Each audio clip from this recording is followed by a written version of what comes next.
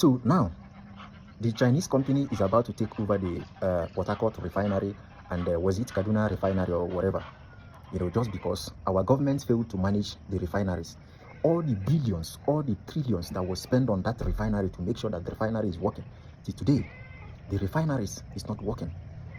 Nigeria has been designed in a way that these people that have been given these positions to manage this public investment, they automatically destroy it, and then they will now go to, follow the back door to go and build their own company, the same company, just to make sure that Nigerian own is not working for their own to work and nobody is being held accountable.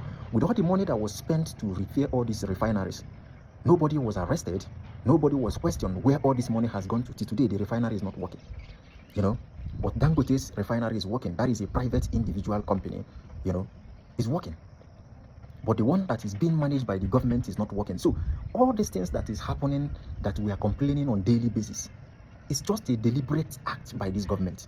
They are automatically doing these things just to keep Nigeria the way it is, for them to just have all means to steal money from the system.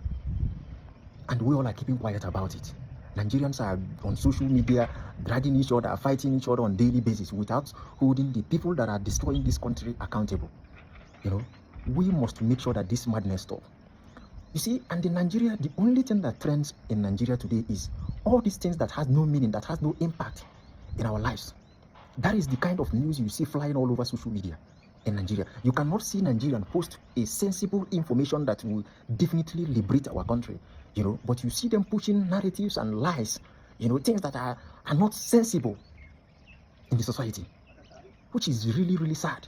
That in 2026, Nigerians are still, dragging each other, insulting each other on social media, defending rubbish. Why these people have reasons to continue manipulating the system, continue stealing our public funds on daily basis, and nobody is being held accountable. Even when EFCC managed to, to take some of them, people like Yaya Bello to court, at the end of the day, you will see the court want to collect their own money. Maybe if the person stole about 100 billion, the court will give him a bill of 30 billion or 50 billion, and they will pay. You go scot-free. The next day, he's taking a ticket for another, a public office, and you still see some Nigerians promoting that madness.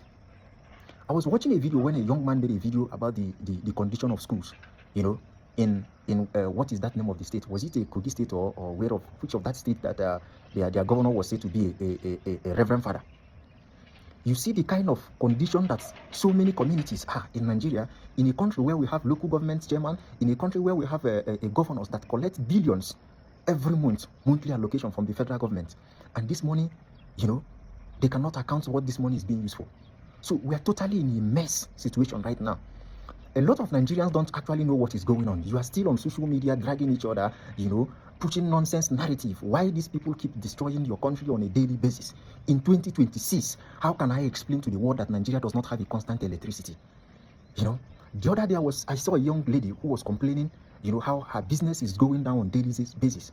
And you know that Nigerians cannot live without this fuel. Still, the fuel is about 1,003 or 1,004 per liter. This is the same man that was on the street of Nigeria insulting, telling Jonathan to resign in 2015. Why we are still buying petrol of one petrol for 180 or thereabout. The bag of rice was about 7,000. Today in Nigeria, 100,000 cannot buy a bag of rice. And how much is the minimum wage? So 1 month's salary cannot buy you a bag of rice in Nigeria as of today. And the same man is still want to come back again in 2027. You see, I'm really, really ashamed of Nigeria. I don't know how to explain in 2026 that you don't have constant electricity in your country and you are still on social media insulting each other and pushing nonsense narrative on a daily basis. It is really sad.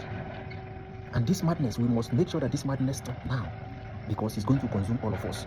This man keeps borrowing money on a daily basis without accounting for it. Nothing to show for it. Enough is enough.